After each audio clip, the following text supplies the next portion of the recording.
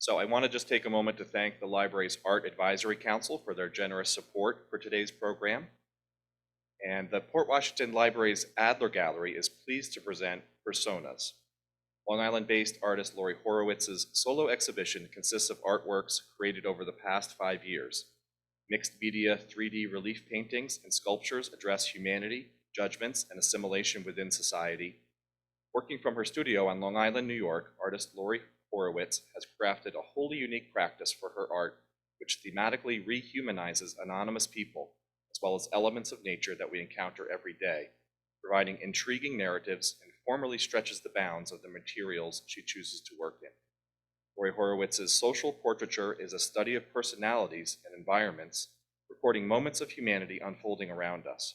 We are at a unique moment in time when social interactions, judgments, and behavior are rapidly changing. Horowitz draws from historical use of relief sculpture and brings these methods to current topics. Mixed media relief sculptures unveil facades and penetrate issues revealing the true nature of humanity. So please join me in giving a warm welcome to Lori Horowitz.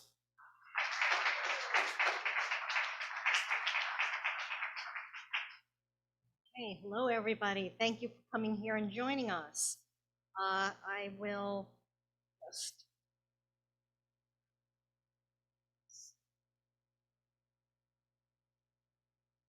now, for those of you who are at home and can't be with us on Zoom, this is a short 2.5-minute video of the beautiful Adler Gallery. I'm so honored to have my work here, and I do thank the council for inviting me to share my work with you. I think the gallery space really complements my work, and I hope you enjoy the presentation.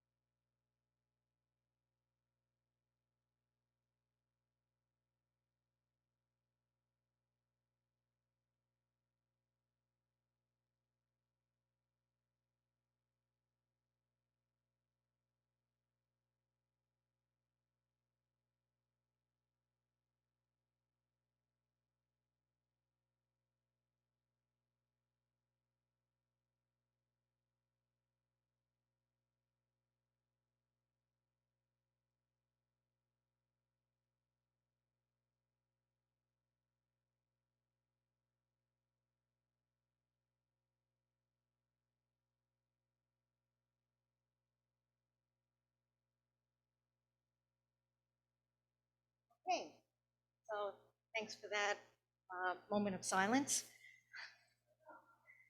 And today I'm going to share my work with you.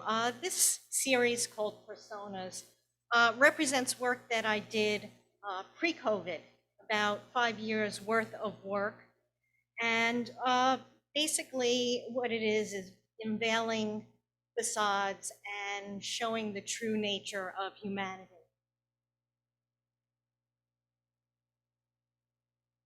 This is a compilation of a number of the pieces that are in the show and some others that are from what I call the Nurture series. These pieces are done predominantly in paper mache, along with the use of some copper and other materials.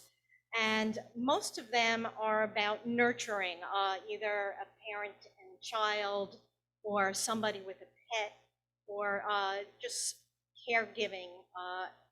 And the second part of the show deals with a move to encaustic wax sculpture, which is something that I've been experimenting with. And it gives a much more fleshy, lifelike feeling. And these pieces are translucent. In other words, I am physically penetrating the surface and revealing more, almost like looking inside how a clock works and seeing the way it ticks and being able to peer through. So this slide shows the method of working with paper mache. My background is as a painter, sculptor, scenic artist, and set designer. My work tends to be theatrical in nature.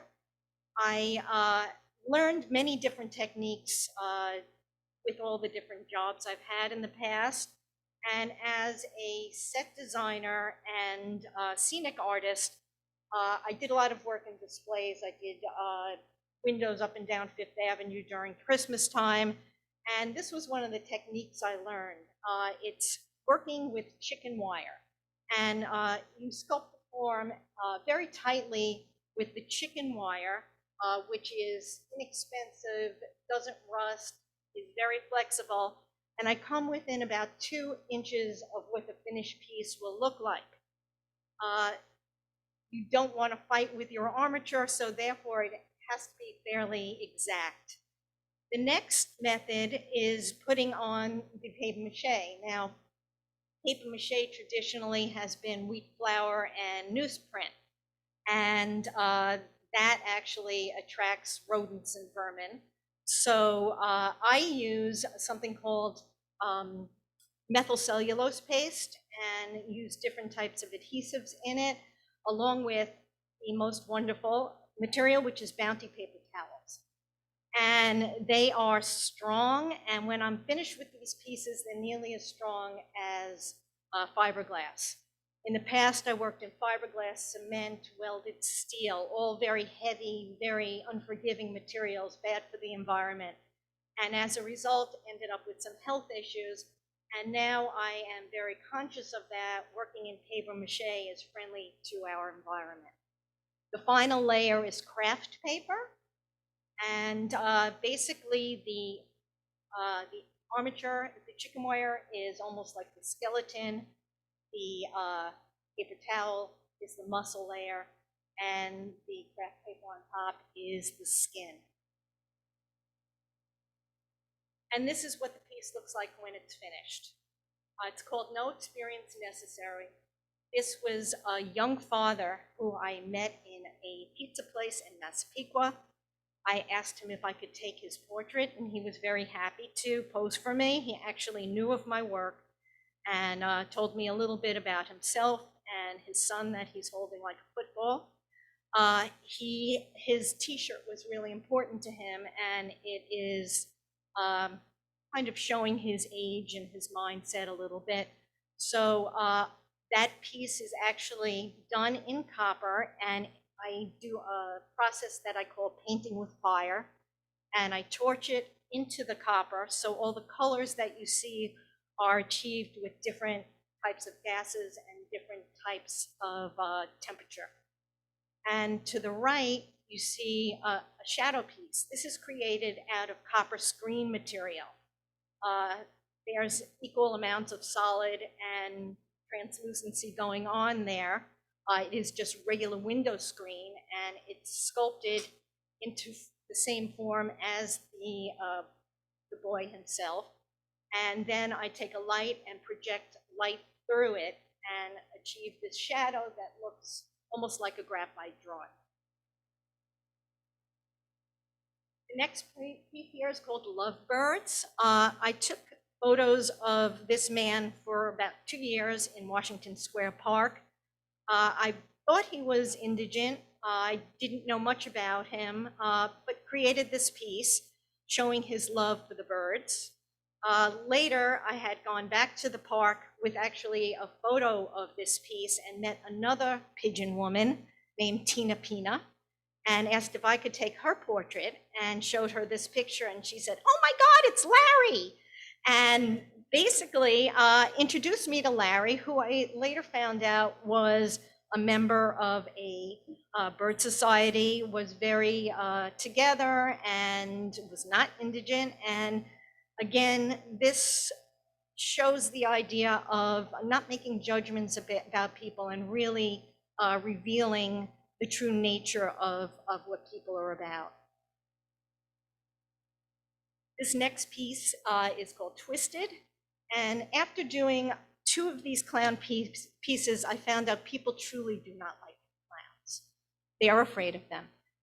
This piece was done, the photo was taken at an art show with a very unhappy Emmett Kelly type clown. And I took the liberty of putting a Jeff Koons balloon dog in. And this is done in encaustic wax, and probably one of the first encaustic wax pieces. So it was a lot of experimenting going on here. This is his partner, who was doing face painting at the time, and a lot of it is about the photography that goes along with these pieces. She was just like a deer in the headlights, and created this piece, which I show in progress. This piece is entitled "For Sale Baby Shoes Never Worn." It was taken on Skid Row in California, and this unfortunate woman was wearing baby shoes around her neck. It's called "For Sale Baby Shoes Never Worn." Again, a Hemingway short story. And she is in front of a mission and very hungrily eating some soup. It's really important for me to get the accurate draping of cloth, the body language, the motion in all these pieces. They are never static. So there is some artistic license taken in presenting these pieces, but I do want to get the feeling of what they're going through. This piece is called "At the Drop of the Hat." And again, at Washington Square Park, I'm watching a man play with his daughter, throwing her up in the air and catching her. And then her hat fell off her head, and absentmindedly, he bent down to pick up her hat and caught her by the leg. And this is just one of those moments in time that you can capture on camera. I do take pictures constantly. I always carry a camera. It is my sketchbook, and I use all my own photos. I never appropriate photos from other people. This piece is done all in paper mache, and the finish I use is I use a gouache type paint, which is a heavyweight watercolor. And the reason I use that is it lets the material underneath show through, and it gives a bisque-like quality. The history of relief sculpture stems from a lot of art that I've seen traveling through Europe, visiting churches, and using encaustic wax, paper mache. This type of material goes way, way back. And the reason I do relief sculpture is because, one, it's more difficult than doing 3D sculpture. It's quite a challenge taking a 2-dimensional image, sculpting it 3-dimensionally, and then putting it back 2-dimensionally with foreshortening to make it read correctly. So in my work, I do like to challenge myself. This piece is called "Bearded," and it is paper mache, torched copper and wood. This was a man I saw on the boardwalk at Coney Island. I also get lots of my characters from Coney Island. He is torched copper and brass, and he was just taking a stroll one Sunday afternoon. This piece is called All American. He is most probably an illegal from Southern California selling the All American hot dog. And he was one of my characters who did not want his picture taken. It's either the people who are on display and want to be seen or the people who are in the shadows. And I think it's important to be able to tell both of their stories. This is how this man makes his living.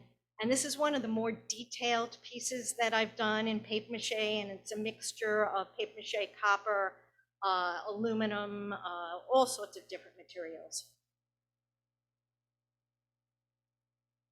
This piece is actually called Our Father, and was on a trip to Italy, and it was about 100 degrees out. We were walking up some very treacherous steps and almost dehydrating when we came upon this church at the top of the steps. And we went in for truly sanctuary, and we came upon this man who was praying. He had a newborn draped on his back. You can still see the hospital tag on the child's arm. And there was an altar at a different part of the gallery, and I actually transposed that into this piece. And we don't know his true story of what the circumstance was, but just the positioning and the gesture of his body language showed that he was really going through something.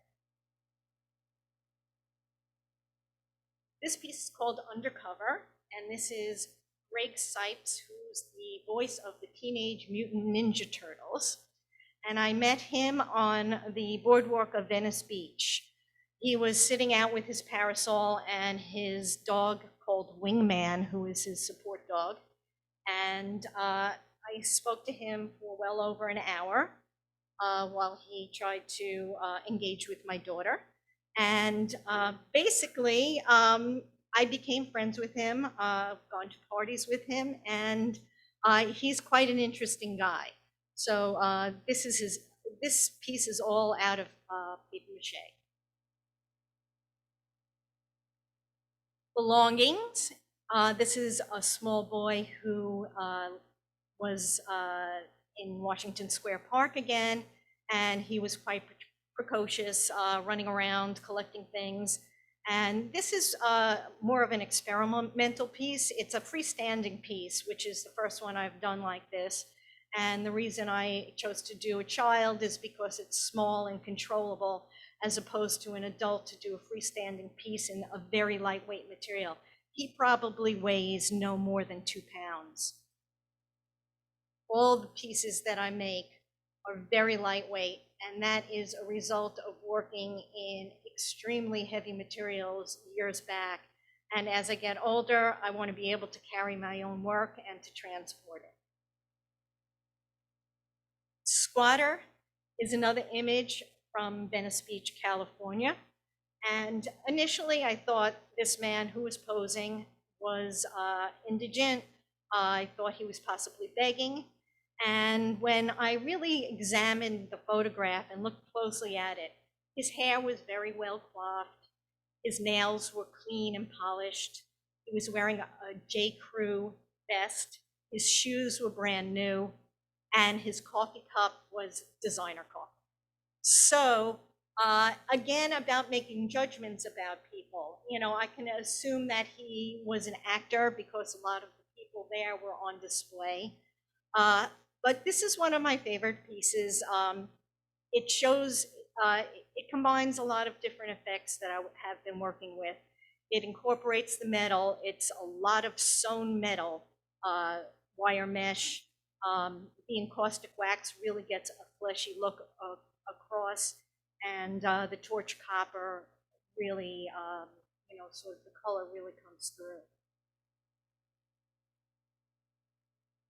Woman in Gold was taken while I did a residency in Cuba, which was really an eye-opening experience. I learned a lot from that about different cultures and about different types of societies, and I was very happy to get back home afterwards. This was a street vendor who was selling cigars. She makes the same amount of money as a doctor, which is, I think, something like $59 a month. If I took a picture of her without giving her the equivalent of $1, then the many police who are walking up and down the street had every right to arrest me. So it was quite the experience. This piece is a fairly complicated piece. It's all sewn brass, encaustic wax, and wire. But they all start the same way with that chicken wire armature. This is a photo of actually a print that I did. It's called 4 Under 4, and it was a very happy man with his family of 4 under 4. And subsequently, this is again in Coney Island, and he was happy to have his photo taken. And this piece was done based on him with his youngest child, and it's called Living Doll. And again, encaustic wax to get that really fleshy feel. Even the teeth are encaustic wax. And the body itself is made out of chicken wire, and then there's a method using spun copper with wire mesh sewn over that to get the full body. And this is called Lady Liberty. And this was done at this time of year, tax season. I was in front of a Liberty tax service, and here was this woman walking around dressed in this ridiculous outfit with her sign. And I went over to her and asked her if I could take her picture, and she was very happy to share and was thrilled. So I took the photo and created this piece, and that is, that is how she was making her living. So, and I think it says a lot about what's going on in the world right now. Diablo, this is Tony Vargas. And the way I know that is I became friends with this man. I was at an art show in Long Island City. I came over to him and told him he was beautiful. He was thrilled, and I took his photo. I later became friends with him, and he has come and supported many of my shows. Those are actual horn implants, and he got those as a present from his wife, who I believe also has them. He has tattoos on his actual eye, gauges in his ears, and I guess he is trying to look devilish and trying to give off a certain persona. But to know him is to find out that he is a soft-spoken, very sweet man who is also very generous. This piece is done in a mixture of encaustic wax and aluminum and all sorts of bits and pieces. In this piece, I did a lot of burning of copper and different materials, and that's Diablo. This piece actually was at a different show, and I wanted to share it because it's kind of a transition piece for me. It's getting back more into the portraiture and loosening it up and playing with the wax, wire, and fiber in a different way. So this is called Dread, and he's also from a person that I came across in Coney Island. Here we see my new body of work, which is not on display in the library, and the reason I show it is because this is what happened when COVID came. I was not able to go out into society and speak to people and to share their stories and to find out what was going on in their world. We were all at a distance. So I went into nature and came upon these root formations called cedar knees. And I took many hundreds of photos of these cedar knees and drew into them with colored pencil and encouraged figures to reveal themselves. And these figures are sort of anonymous figures, whereas all the other ones had certain personas. I have made sculptures based on these roots that are full-size human form, and they are in a mixture of materials. The gauze material shows the death and the loss that went on during COVID, and the draping and all that kind of represents a type of skin. And again, the idea is to be able to penetrate the facade, penetrate the skin, and see deeper into the circumstance. And this is my final slide, and this shows some of my current work that I have been doing. Some of this I did, the copper work I did prior to going into paper mache, and I had to stop it because it is so hard on my hands that the paper mache is very easy in comparison. I create shadows using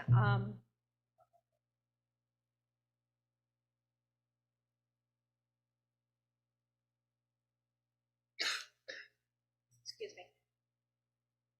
So what happened was I was walking with a small sculpture excuse me, in my hand of a wire screen sculpture. And as I walked through a darkened room with my iPhone light, it projected through the sculpture onto the wall. And I had one of those aha moments that, wow, these shadow pieces are really interesting, and they do look like graphite drawings. All these pieces represent kind of the feelings of what was going on during COVID, a lot of despair, a lot of loneliness, isolation, and these pieces are really what my new work is about. And I'm going to show you an example of how this works. So if you just give me a moment, I will show you the technique.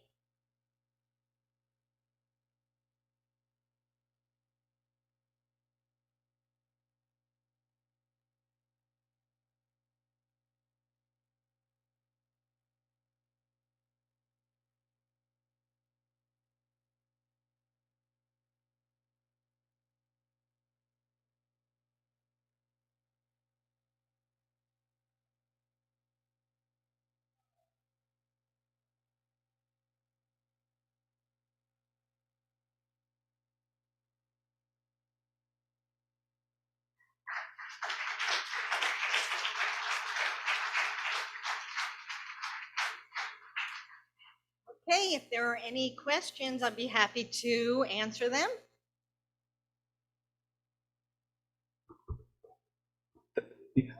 Thank you so much, Lori. That was terrific, and I really appreciate the demonstration.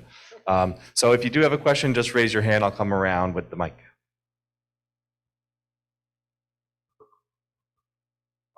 You mentioned that your work starts with chicken wire, but I recall that your meshes are usually very fine. So are these chicken wires part of the end result? Chicken wire is the armature or the base underneath, if you think of it as a skeleton. Right. So that would be your first layer. And the chicken wire is extremely flexible. You can push it and pull it and reconnect it. Now, on top of that is copper window screen, aluminum window screen in black aluminum and copper color, which is very dense and very tight, and it's difficult to manipulate. So there's a lot of pushing and pulling, and then all these pieces are painstakingly sewn onto the armature. And you sew them with? With wire. With wire. Actual aluminum or copper wire. Right. And is there a difference in, other than the colors, let's say, is there a difference between the copper and the aluminum in terms of what you would do with one versus the other? Actually, there is. So in the past, I used a very tightly woven copper to make my characters, and it was exhausting. Hard on my hands. I couldn't get the exact detail.